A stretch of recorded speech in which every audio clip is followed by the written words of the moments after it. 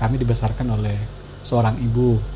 Ibu saya adalah guru SD, mengajar di tempat yang sangat jauh, ketemu seminggu sekali. Kelas 5, kelas 6 udah jualan pasir. Terus bantu ibu, saya ngambil es mambo dulu namanya. Setelah pulang sekolah, saya jualan keliling. Pas waktu mau kuliah juga sebenarnya ibu saya sudah memberi nasihat, kamu jangan dulu kuliah. Alasannya karena kakak saya juga sedang kuliah. Nah, sangguplah ibu membiayai. Melihat fakta-fakta di Bone Bolango kacau begini, nggak ada pembangunan, Pak. Kalau kita mau jadi pemimpin, nggak sekadar gagah-gagahan, dihormati, tapi ada idealisme mau melakukan perubahan di daerah. Kita mulai perbaiki tata kelola keuangannya. Kemudian kita bikin perencanaan yang baik, harus dari bawah. Proporsi anggaran harus berpihak ke publik. Saya mau simpel-simpel aja. Mau uang kita sedikit ini efektif, efisien, outcome-nya jelas.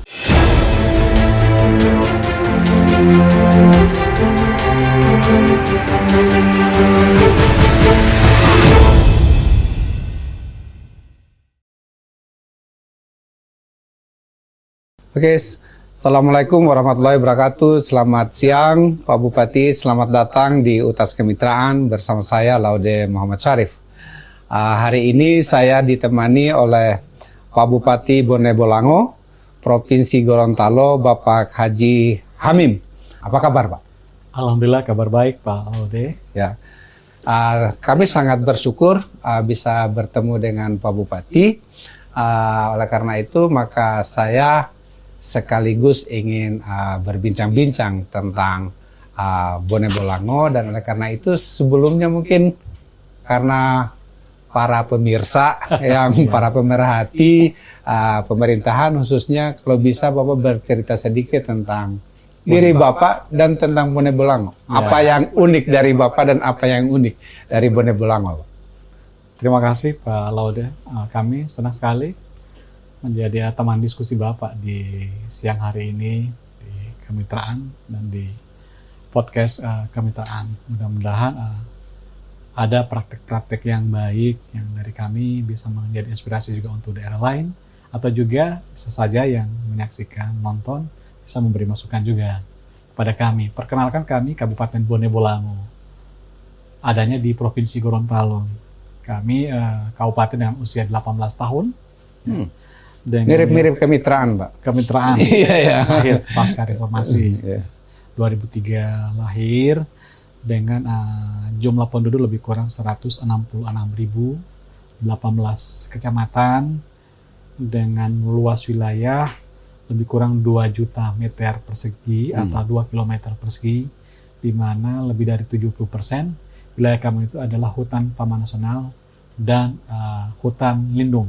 Nah, kami memiliki 2 sungai besar yang menjadi nama kabupaten ini adalah Kabupaten Bone Bolango. Itu adalah 2 sungai, Sungai Bone dan Sungai Bolango, yang menghidupi masyarakat Gorontalo. Jadi sumber pertanian, air bersih, pariwisata, dan diminum oleh warga di 3 daerah, Bone Bolango, Kota Gorontalo maupun Kabupaten Gorontalo. Kami indeks pembangunan manusia kami 69,98. Itu adalah IPM tertinggi di Provinsi Gorontalo. Sebenarnya kalau tidak pandemi, berdasarkan prediksi BPS, kami tahun ini sudah ada di angka 70,01. Yang tertinggi 100 ya, Pak? Ya, tertinggi 100. Ya. Nah, kalau 70,01 itu berarti kami sudah masuk kategori kabupaten maju. Kalau tidak pandemi COVID ini, semua daerah, sebagian besar daerah bertumbuh negatif. Ya. Di Gorontalo, salah satunya daerah masih bisa tumbuh adalah Bone Bolango, 0,6%. Inflasi kami terkendali. Tahun ini kami meraih predikat sebagai kabupaten dengan pengendali inflasi terbaik di wilayah Sulawesi. Kami berfokus pada UMKM dan sektor pertanian. Ya. Kemudian ekonomi kita tadi bertumbuh 0,6%, walaupun rata-rata setiap tahunnya sebelum pandemi ini 7%. Ya, kami alhamdulillah untuk pengelolaan keuangan 8 kali berturut-turut WTP APBD tepat waktu dengan standar akuntabilitas kinerja pemerintahan BB sangat baik selama 4 tahun terakhir, dengan kepemihakan belanja publik yang relatif besar, 60 atau 61% dibanding belanja pegawai. Salah satunya membuat malu kami, Pak Lawode. Kadang-kadang kami menolak jadi narasumber karena selalu alasan saya tidak bersedia karena tingkat kemiskinan kami masih relatif tinggi, masih di atas rata-rata nasional. Kami 15,8. Walaupun itulah yang terendah di Provinsi Gorontalo, di luar kota Gorontalo. Tapi para pengundang itu tetap mengatakan kita lihat lompatan Anda, ya, kinerja Anda, maka Anda diminta share pengalaman-pengalaman. Nanti tersebut. kita bicarakan yang beberapa capaian yang Bapak, khususnya misalnya tentang kualitas tata kelola pemerintahan di Gorontalo, karena memang itu yang ingin kami gali. Pak Hamim sebelum jadi bupati, jangan keras-keras Pak, saya wartawan Pak. Iya. Kalau begitu wartawan boleh juga wawancarai saya Pak. Tapi bisa nggak supaya masyarakat Indonesia tahu sebelum jadi bupati berkiprah kemana saja, sekolah di mana saja dulu, dan apa yang unik dari Bapak sampai bisa jadi bupati? Saya pendidikan saya S1 di Ilmu Komunikasi, FISIP Samratulangi. Oh, di Unsrat. S2 Hukum Kebijakan Publik di Universitas Negeri 11 Maret. Surakarta, Solo.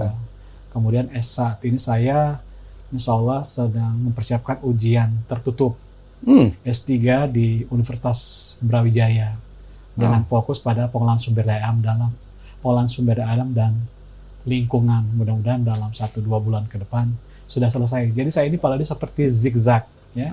Saya S1 Komunikasi, S2 Kebijakan Publik, sekarang pengolahan sumber daya alam dan lingkungan karena karakteristik daerah saya tersebut. Habit pekerjaan saya wartawan sebenarnya.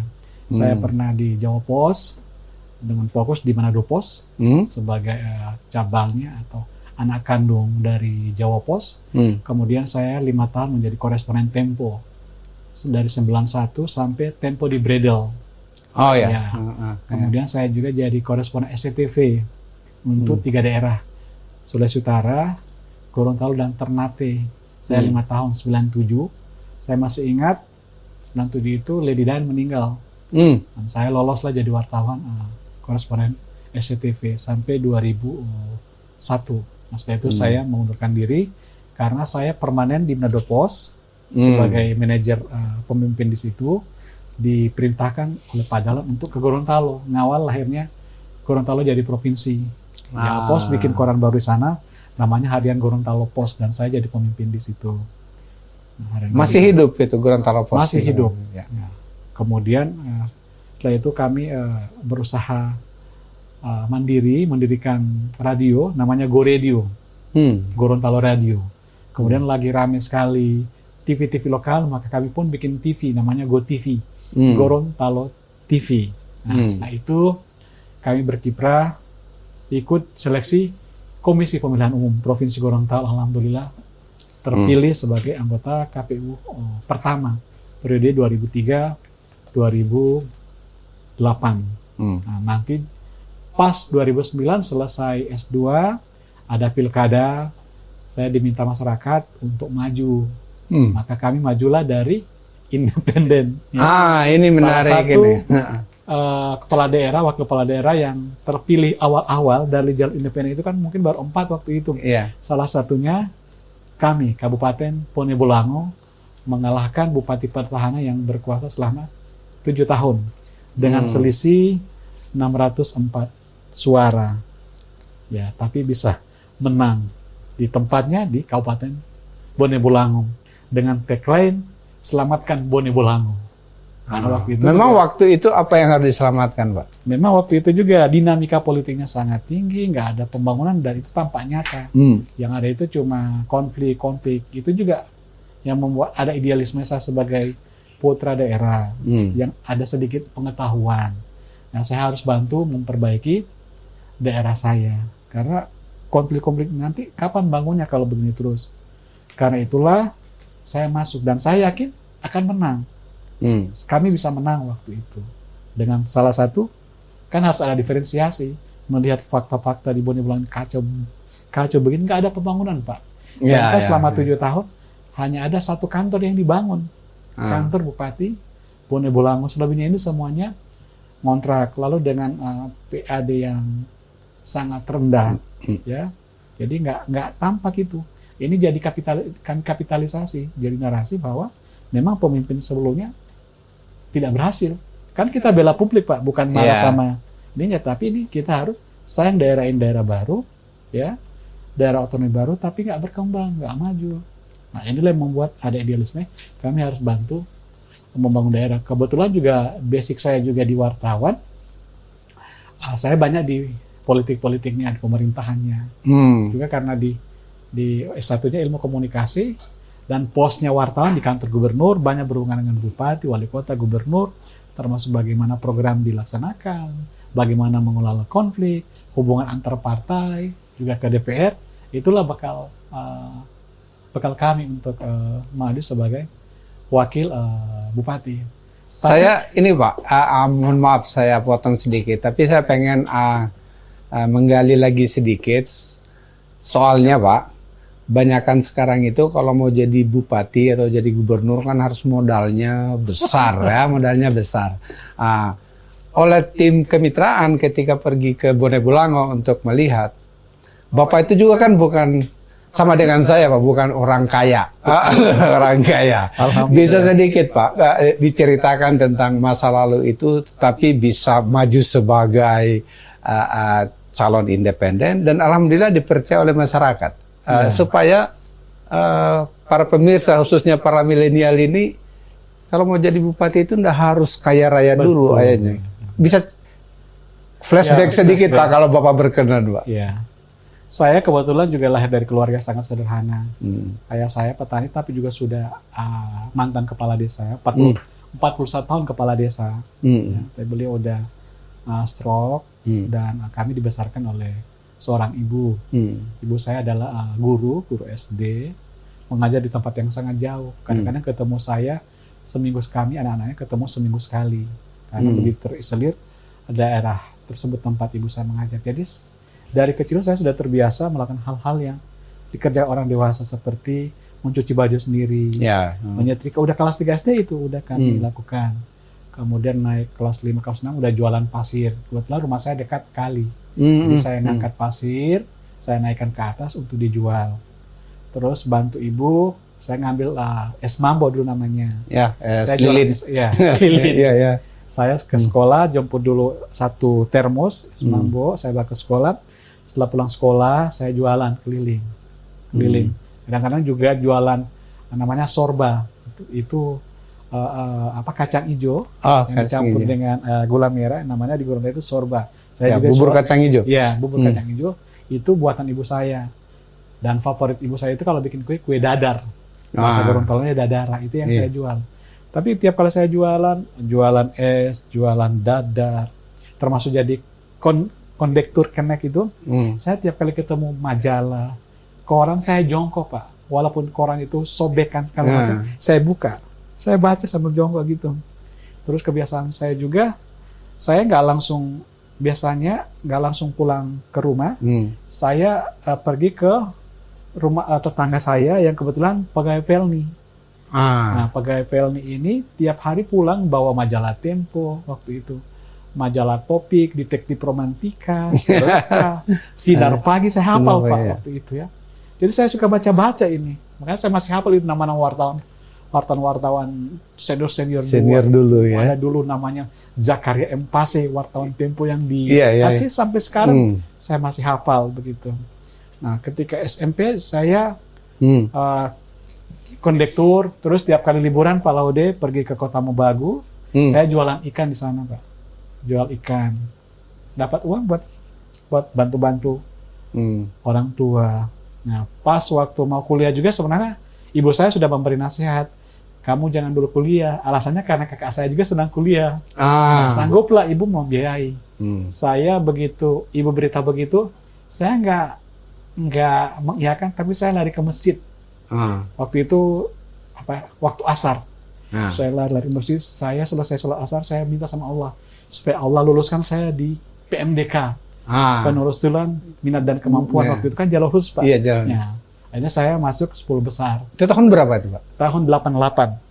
Akhirnya saya lulus lah, langsung duduk di Samratulangi tanpa tes. Tahun bulan semester ketiga sudah dapat beasiswa Super Smart. Super Smart. Saya juga pernah dapat.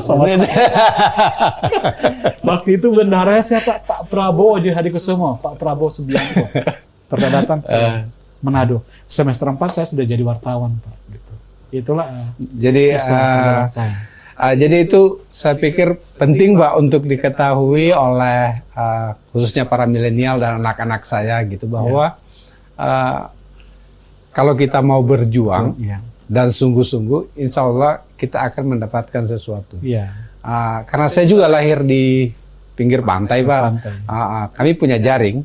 Jadi kalau dapat ikan pun saya juga jual Pak. Jadi banyak samanya antara saya dengan Bapak. Jadi kemandirian itu memang harus dari kecil. Betul Pak.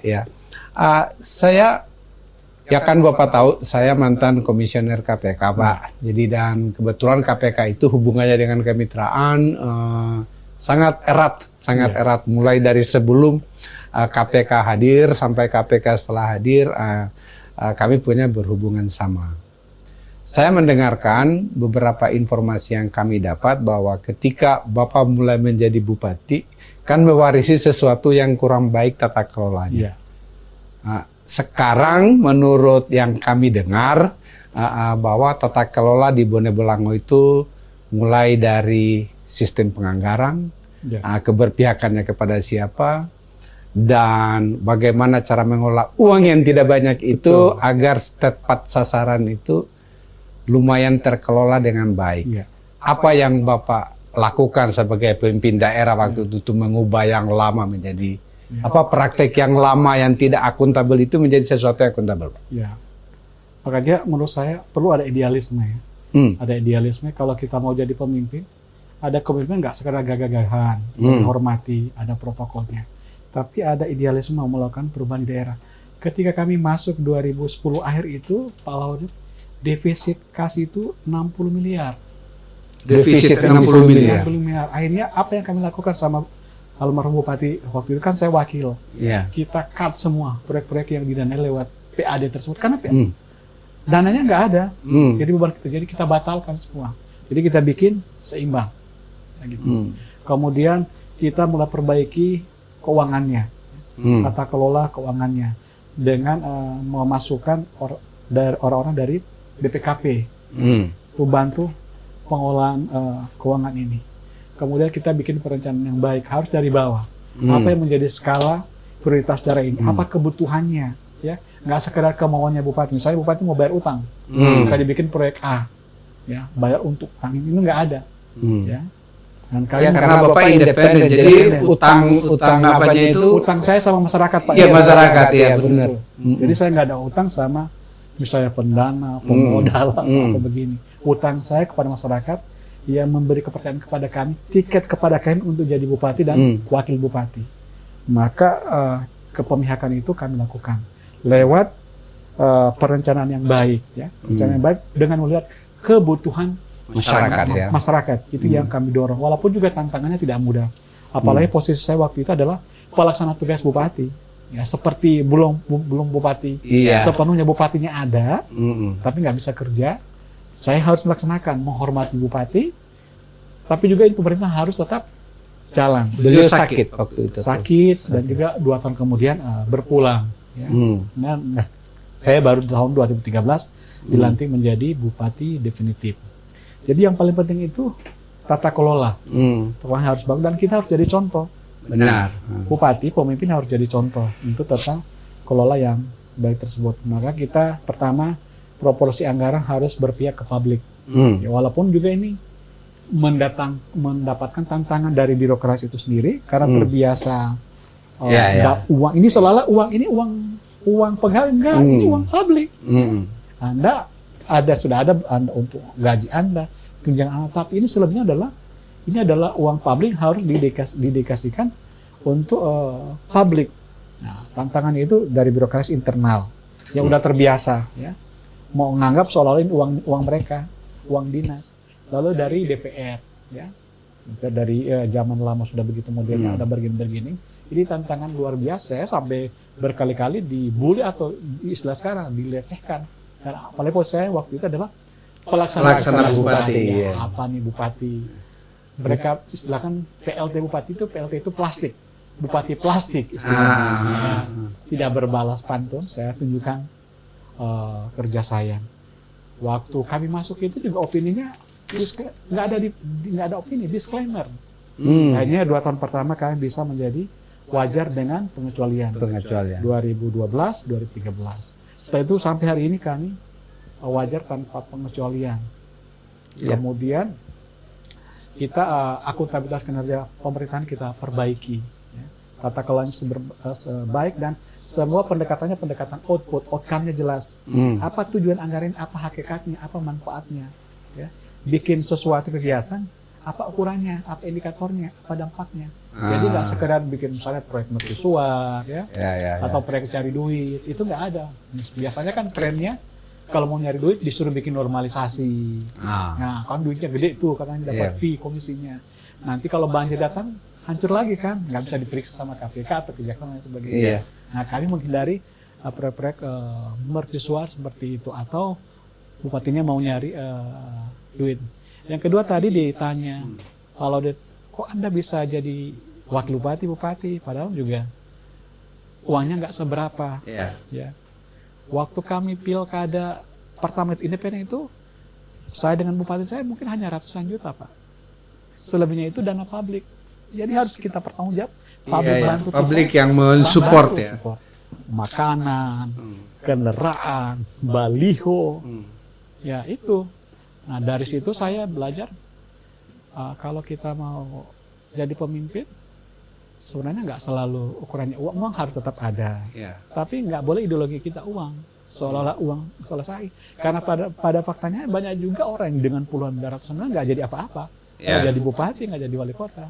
Saya pernah waktu di KPK melihat amplop 4.000-an amplop yang ditahan, tapi akhirnya nggak menang juga, Pak. Jadi ya memang bukan jaminan ya yang dan biasanya Pak, ini pengalaman pribadi ya, yang main uang itu yang kurang percaya diri Pak, kurang percaya diri seperti itu. Waktu paling berat buat saya itu di Pilkada 2015. Baru jadi bupati, hanya 2 tahun. Ini mau revans lagi, bupati saya kalahin dulu, mau maju lagi. Terus saya lihat di survei, wah dia ngejar-ngejar saya terus. Saya baru 2 tahun dengan kinerja yang belum juga full bagus. Tapi pondasinya udah bagus, ya. Jalurnya udah benar, tapi belum cukup kokoh. Tapi saya percaya survei, saya ngukur, saya kerja betul sama tim saya bagaimana kami bisa menang. Akhirnya bisa menang juga. Kita kalahin bupati yang lama. Sampai revansnya 3 kali, Pak. Kemarin lagi 2020 bupati yang kita kalahin 2010 maju lagi. Pasti modalnya banyak kalau gitu. Iya. Di periode ketiga kita udah tahu menang kok, karena udah kerja 5 tahun. Kita harus fair kan, ada keberhasilan, ada pencapaian.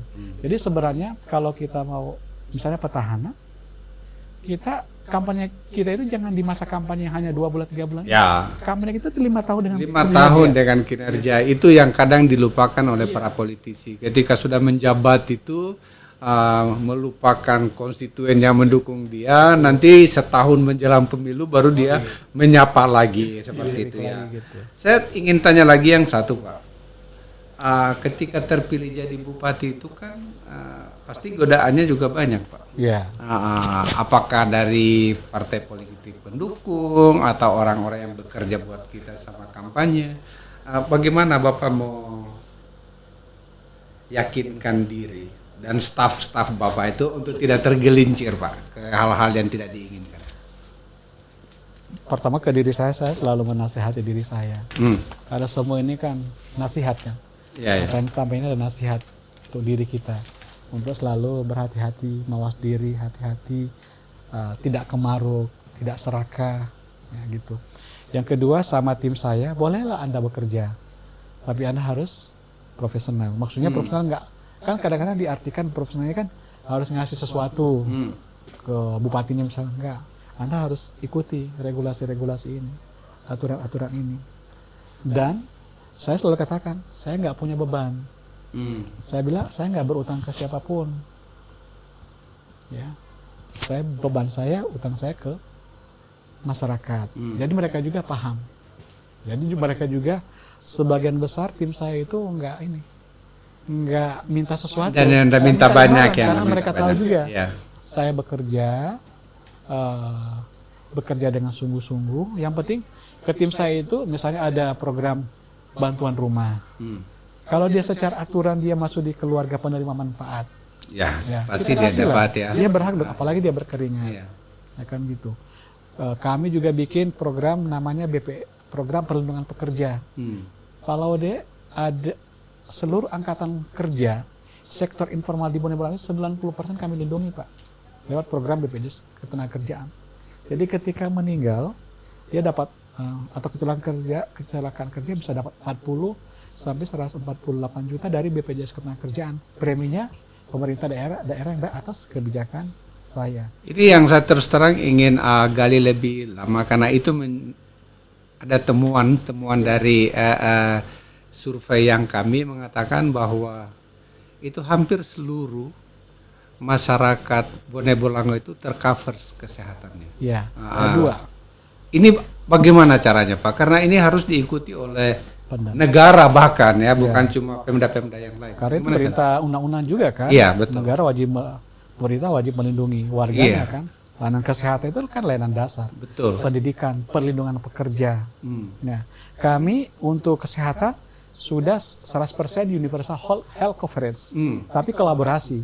Pemerintah pusat sebagian, pemerintah provinsi sebagian, dan kami sebagian juga. Jadi ini 100% warga kami sudah mendapatkan layanan kesehatan secara gratis. Yang belum ini adalah BPJS Ketenagakerjaan. Belum banyak daerah yang melindungi pekerja rentan, pekerja informal lewat program perlindungan pekerja ini.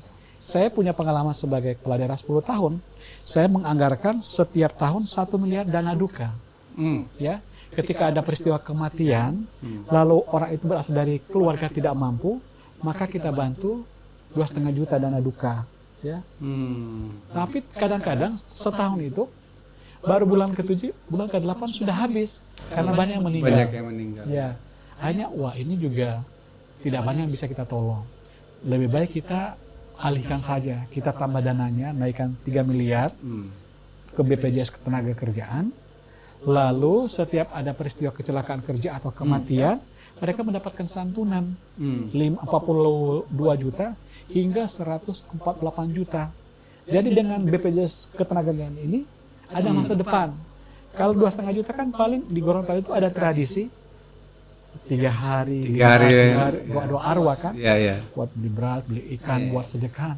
Setelah itu mereka miskin pula. Tapi dengan ini sifatnya jangka panjang. Anda bisa nabung buat pendidikan anak, bisa bikin rumah, perbaiki rumah, atau bisa beli kebun lewat program ini. Dan itu 30.000 warga saya yang sektor bekerja di sektor informal itu saya lindungi lewat program BPJS Ketenagakerjaan. Dan kemarin kami masuk nominasi, Pak. Cuma saya belum juara. Sudah diinterview. Ada namanya penghargaannya para mitra, pokoknya penghargaan dari Kemenko Kesra dan BPJS Ketenagakerjaan. Nah, kami masuk 7 besar. Gitu. Satu lagi, Pak. Saya dengar Bapak juga melaksanakan namanya cashless. Pembayaran yang dengan bukan uang tunai. Terus terang ini selama saya di KPK berusaha terus, Pak, mengajak kementerian lembaga itu supaya jangan ada lagi pembayaran tunai. Ya. Kenapa Bapak bisa kerjakan sedangkan yang lain ini alasannya banyak sekali?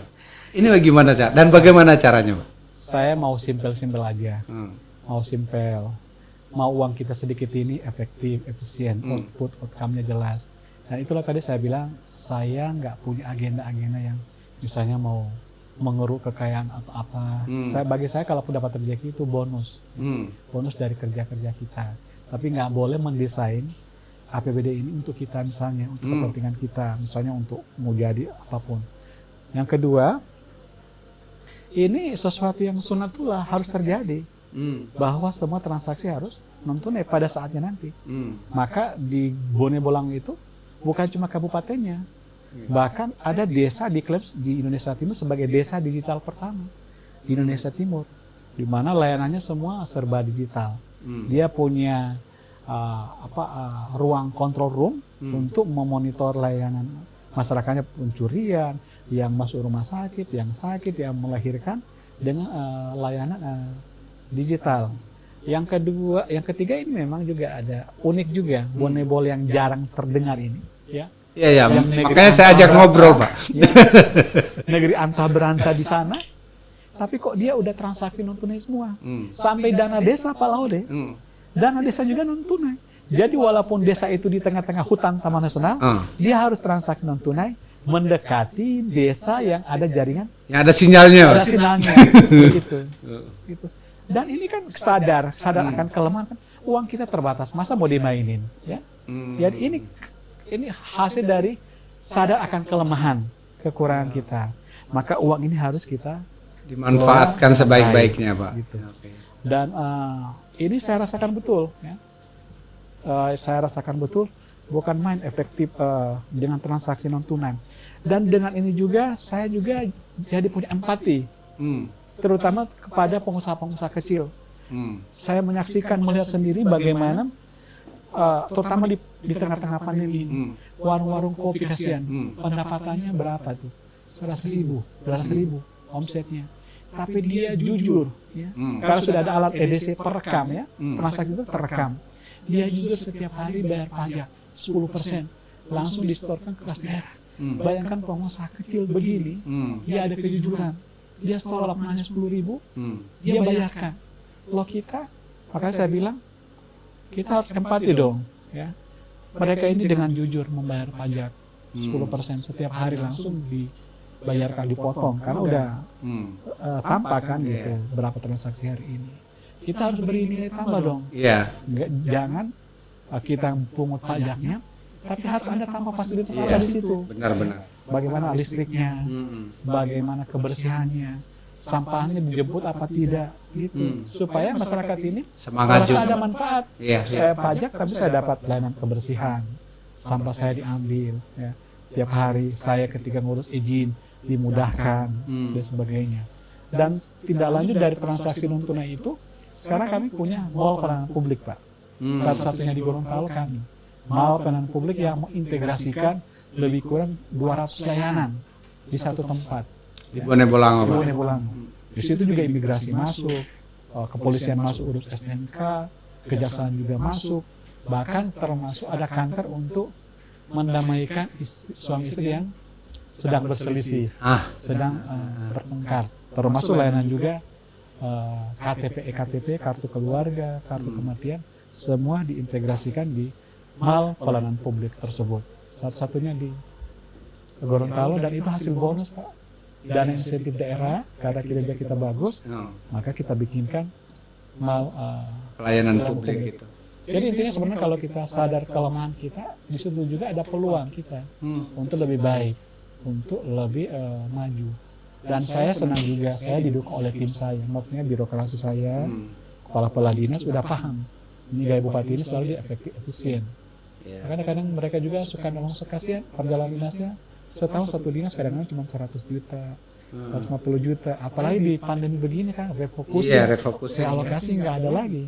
Apapun yang bisa diambil begitu. Ya, banyak yang menarik dari sisi Bonebolango ini, tetapi salah satu sisi yang lain yang saya ingin tanyakan ini, Bapak tadi menjelaskan luas Kabupaten Bonebolango, tapi sebagian besar itu juga adalah taman nasional dan hutan lindung, sehingga tidak bisa dimanfaatkan, diolah secara ekonomi. Tetapi kan Bapak juga harus menjaga keutuhannya. Itu bagaimana caranya, Pak? Agar pertama taman nasionalnya terlindungi, hutan lindungnya mudah-mudahan bisa terlindungi juga, tetapi ada manfaat ekonomi yang bisa hadir. Kalau ada keluhan silakan juga, Pak, biar didengar juga yang lain. Silakan. Ya, memang ini jadi satu kekuatan kita juga. Kami tidak boleh berpikir hanya Bonebolango, karena kami menjaga hutan dengan baik ini, berarti kami juga menyelamatkan dunia. Dalam skala kecil, oksigennya juga terjaga, air bersihnya juga tetap ada, karena kami menyuplai air bersih ke 3 daerah. juga oksigen juga dinikmati oleh semua pihak. Maka hutan ini harus terus terjaga. Apa yang kami lakukan supaya kami masih bisa mengambil manfaat dari hutan Taman Nasional ini? Maka kita bikin perda jasa lingkungan, ya. Pemanfaatan air bersih dari tengah hutan nasional, ya. Itu kemudian ada imbal jasa lingkungan. Ya. Nah, itu sekarang lagi dinegosiasikan dengan pemerintah kota. Anda kan dapat airnya dari kami, Anda harus bagi dong. Kami daerah penghasil. Ya, gitu. Yang kedua, kami manfaatkan kekayaan sumber daya alam hayati di hutan Taman Nasional itu, karena di sana ada misalnya satwa endemik khas Sulawesi. Seperti Bapak tahu ada anoa, ada karsius, makakan kera kecil itu, dan burung maleo di tempat Bapak juga ada. Nah, adanya juga ada di Bone Bolang ini, dan objek wisata juga. Wisatawan minat khusus, para petualang, para peneliti yang mau mengingat adventure petualangan, dia bisa menikmati menyaksikan langsung flora fauna yang ada di hutan Taman Nasional ini. Yang ketiga, kita melatih warga-warga yang ada di sepanjang tepian hutan Taman Nasional, ada lebih kurang ada 30-40 desa. Di tepian hutan nasional itu kita bikin jadi jasa pramuwisata, jadi guide, jadi pemandu untuk wisatawan yang masuk ke hutan Taman Nasional. Kemudian juga kita bikin pelatihan juga bahasa Inggris untuk mereka supaya turis-turis wisatawan asing bisa dilayani dengan baik. Kemudian rumah-rumah warga kita bikin jadi semacam penginapan. Ya. Jadi masyarakat mendapatkan ekonomi sedikit ya. Dari hutan tersebut. Jadi hutannya terjaga, ekologinya terjaga, tapi masyarakat masih bisa hidup. Bisa hidup, bisa mendapatkan sesuatu. Karena menurut saya, masyarakat saya nggak banyak yang merusak hutan. Jadi ada kearifan lokal harus tetap dijaga. Buktinya bukan mereka yang merusak. Nah, memang salah satunya isu yang hot hari ini adalah ini kok di hutan Taman Nasional ini ada lokasi kawasan pertambangan, kawasan izin kontrak karya untuk itu sudah dikeluarkan sejak kapan izin kontrak karya? Itu sudah sampai generasi ke-7, sudah lebih dari 20 tahun. Karena izin presiden kan, kontrak karya kan bukan wewenang kabupaten. Ya, itu ada di Jakarta. Nah, hari ini kegiatannya belum operasional produksi, baru mulai konstruksi. Tapi di saat yang sama juga sudah banyak ribuan warga yang masuk ke lokasi pertambangan tersebut dan melakukan penambangan secara liar, secara ilegal. Mereka mendapatkan emas dari lokasi kontrak karya tersebut. Yang kedua, juga hari ini sedang ramai pengambilan galena atau batu hitam. Nah, itu harganya juga luar biasa mahalnya. Isu hari ini adalah lingkungan, sama kok daerah dapat apa. Dan kewenangannya itu bukan kewenangan Bapak ya sekarang itu ya harus di pusat. Pertama ini dalam kawasan kontrak karya. Betul. Yang sudah diberikan, tetapi kontrak karya itu diberikan dalam Taman Nasional. Ya, itu sudah dicabut. Sudah dicabut. Sudah dicabut. Jadi kawasan pertambangan itu tidak lagi masuk kawasan Taman Nasional. Okay. Itu sudah ditetapkan sebagai kawasan pertambangan wilayah. Tapi dulu Taman Nasional. Iya. Gitu. Jadi di enclave gitu. Ya, enclave ya. Dipisahkan menjadi kawasan untuk pertambangan. Itu dari kota Bone Bolangonya jauh atau tidak itu Pak? Yang kalau Bone Bolango ini kan dia berbatasan langsung dengan kota Gorontalo sebagai ibu kota provinsi Gorontalo. Nah, ke kawasan pertambangan itu kan kami kan punya banyak titik juga lokasi tambang itu, termasuk di area kontrak karya itu. Dari ibu kota kabupaten di Suwawa ke lokasi tambang itu sekitar 30-an kilo. Ya. Dari pinggir desa paling pinggir ke lokasi sekitar 15 kilo atau 12 kilo begitu. Yeah. Isu yang mungkin perlu diangkat adalah bagaimana kegiatan ini kalaupun ilegal, daerah masih bisa mengambil manfaat. Misalnya, apakah bisa retribusi dari kegiatan pengambilan emas tersebut, pengolahan emas tersebut, atau pengambilan batu hitam tersebut. Nah, sekarang kan Ya, yang kedua ya kalau memang itu ilegal harus ada penegakan hukum, tetapi juga itu kan bukan kewenangan kabupaten. Betul. Penegakan hukumnya harus ya penegak hukum. Ya, penegak. Ya. Itu Bagaimana penegakan hukumnya sekarang, Pak, dengan yang ini?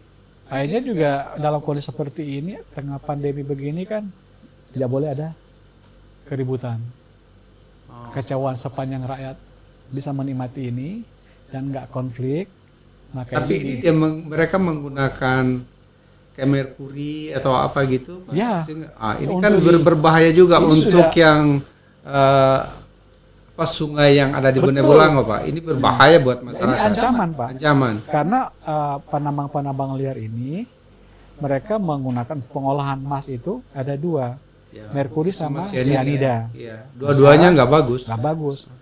Tapi sepertinya yang katanya sianida masih diperkenalkan, walaupun saya juga nggak setuju. Saya pernah tawarkan sama teman-teman penambang ini ada pemurnian tanpa sianida dan merkuri. Jadi mereka sebenarnya belum oke.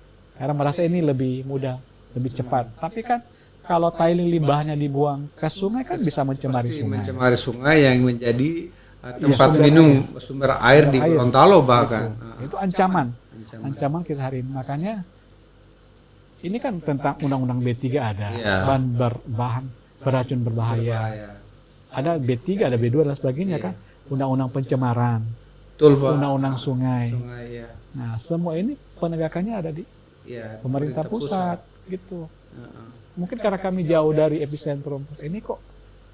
Ini saya pikir kita berharap bahwa pemerintah pusat dan aparat penegak hukum memperhatikan juga karena ini adalah keselamatan untuk ke depan.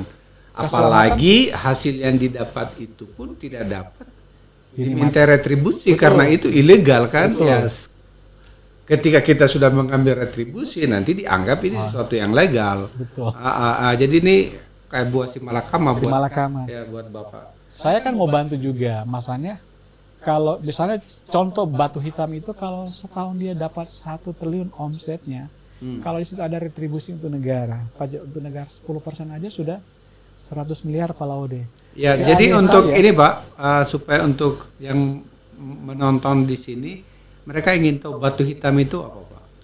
Batu hitam itu sejenis mineral, di mana di kandungannya ada beberapa logam. Iya, ada unsur. Ada emasnya, ketika diurai ketemu emasnya, ketemu peraknya, sedikit tembaga, ada namanya palladium. Itu lebih mahal. Ada rhodium, ada iridium, Pak. Bahkan ada yang seperti uranium. Kata beberapa ada uranium. Uranium kan sebagaimana kita katakan coba di Rusia, di Afrika Selatan. Dan ini harga-harga logam yang sangat mahal, Pak, di pasaran. Dan daerah kami itu sangat kaya akan batu hitam ini. Menurut para ahli, ada beberapa tempat di Indonesia yang memiliki kandungan batu hitam yang sangat bagus. Salah satunya adalah Bone Bolango. Makanya sekarang ramai tempat saya, Pak. Orang pada itu yang menjual per karung itu, Pak? Ya, masyarakat jadi ada bos-bosnya. Masyarakat jadi penggarap. Nah, jadi di situ masyarakat ngambil batu hitam dapat gaji. Kalau nggak salah setiap 1 karung dibayar 75.000. Rata-rata mereka satu individu bisa sampai 3 karung sehari. Berarti mereka bisa dapat sekitar 200-an ribuan. Setelah jadi dikarungin, masuk karung, lalu datanglah ojek. Ojek dapat ongkos sekitar 100.000 atau 125.000 setiap karung untuk dibawa mendekati kampung. Jadi ojek dapat penghasilan.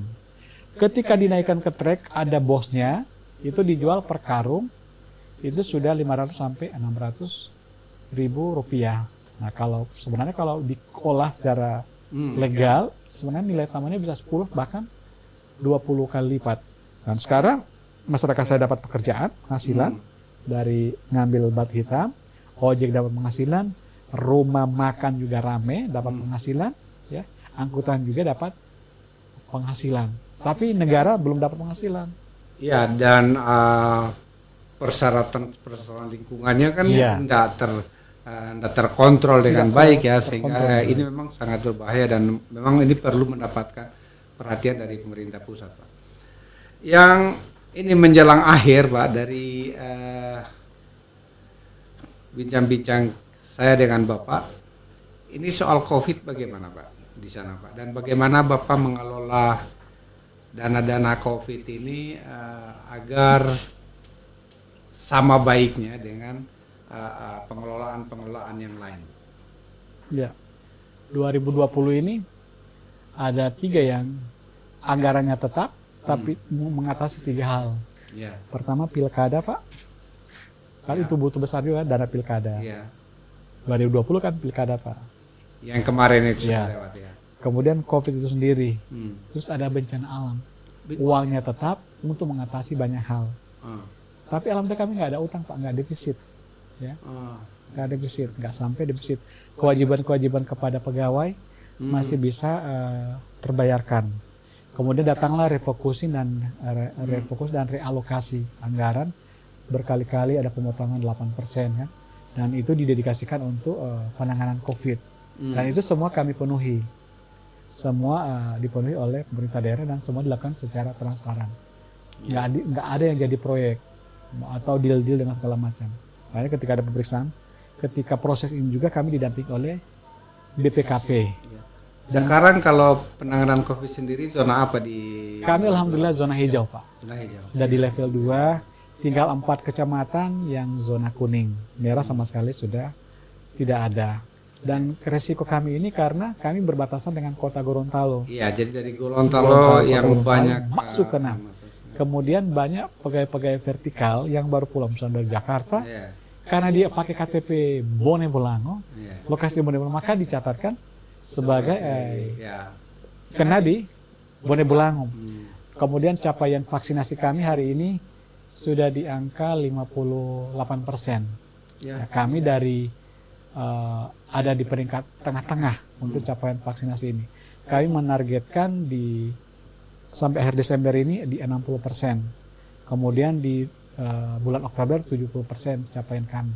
Salah satu yang terobosan yang kami lakukan adalah melibatkan ASN. Kami punya sekitar 5.000 pegawai. Sekarang saya beri target setiap satu ASN dia harus menggarap 10 orang. Ya, dia nggak nunggu di meja, dia harus jemput gitu. Maksud saya dijemput, diyakinkan dari rumah, dibawalah ke lokasi vaksin. Kemudian tenaga kontrak aparat desa kita targetkan 1 orang bisa mendapatkan 5 orang, gitu.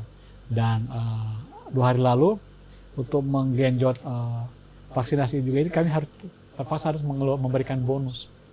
Setiap satu peserta vaksin dapat beras 10 kilo Pak. Kebetulan memang keinginan untuk ketakutan itu masih ada ya? Masih ada karena hoax. Iya, karena berita-berita yang tidak jelas itu membuat mereka sampai ada penyampaian orang tua bilang sama Pak biar aja anak saya nggak sekolah, yang penting tidak divaksin. Masih ada pendapat seperti itu di kalangan kami. Jadi ada ketakutan karena setiap hari kan mereka mengkonsumsi berita-berita yang bohong, nggak benar, hoax begitu. Nah, terakhir ini Pak, kalau Bapak sebagai bupati kan tidak akan selamanya Pak, tetapi kan ingin melihat Bone Bolango sekurang-kurangnya 10 tahun atau 20 tahun ke depan seperti apa Pak? Kalau gitu tugas saya menciptakan fondasi, membangun fondasi yang baik untuk kabupaten ini. Walaupun hasilnya tidak akan bisa dilihat di zaman saya, tapi yang penting arahnya sudah tepat ya, sudah on the track. Nanti hasilnya bisa kita lihat 10 atau 20 tahun yang akan datang. Saya bercita-cita sebagai dalam kalimat saya adalah sebuah kota hijau yang nyaman, ya, dengan fasilitas publik yang lengkap, berbasis IT, di mana warga yang mendiaminya merasa berbahagia. Itu yang ingin saya simpulkan, sebuah kota atau sebuah masyarakat yang maju. Dia memiliki kota yang hijau, nyaman, fasilitas publik lengkap, berbasis IT, di mana warga yang mendiaminya merasa berbahagia. Karena tujuan kita ini kan harmoni Pak, kebahagiaan. Itu cita-cita saya terhadap daerah saya, Kabupaten Bone Bolango. Saya ingin ada legacy Pak. Sayang sekali, saya diberi mandat tiket oleh rakyat, lalu saya nggak melakukan apapun. Makanya saya nggak mau ada gagahan Pak. Cuma waduh kasihan sekali rakyat Iya. ya salah memilih orang. Ya, saya menasihati diri saya, Anda dapat banyak kesempatan, nggak keluar juga nggak banyak biaya, walaupun juga saya sadar nggak ya seadanya, tapi saya ingin daerah saya menjadi daerah yang bagus, daerah yang maju insya Allah. Saya ingin ulang Pak.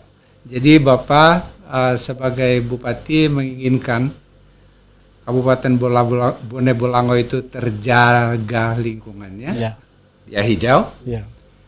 pelayanan publiknya Lengkap. lengkap, prima Berbasis gitu IT. dan berbasis informasi teknologi, dan tentunya mudah-mudahan masyarakatnya bahagia. Berbahagia, lahir batin. Ya, lahir batin. Salah satunya itu Pak, untuk bisa mencapai 3 itu, tata kelola pemerintahannya itu harus terbebas memang dari korupsi Pak. Ya. Oleh karena itu saya sangat berterima kasih kehadiran Pak Bupati ada di sini. Demikianlah diskusi saya dengan Bapak Hamim Pou, pemimpin daerah di Kabupaten Bone Bolango. Semoga Pak cita-cita mulia Bapak dan dedikasi Bapak, ikhtiar Bapak membangun Bone Bolango akan menjadi pijakan yang bagus Pak. Amin. Ya Untuk Allah. karir Bapak di masa yang akan datang lagi. Mohon Semoga Tuhan Yang Maha Kuasa selalu melindungi kita. Dan oleh karena itu, sampai ketemu lagi dengan saya, Laude Muhammad Syarif, di Utas Kemitraan, dengan narasumber-narasumber yang lain. Selamat sore. Terima kasih.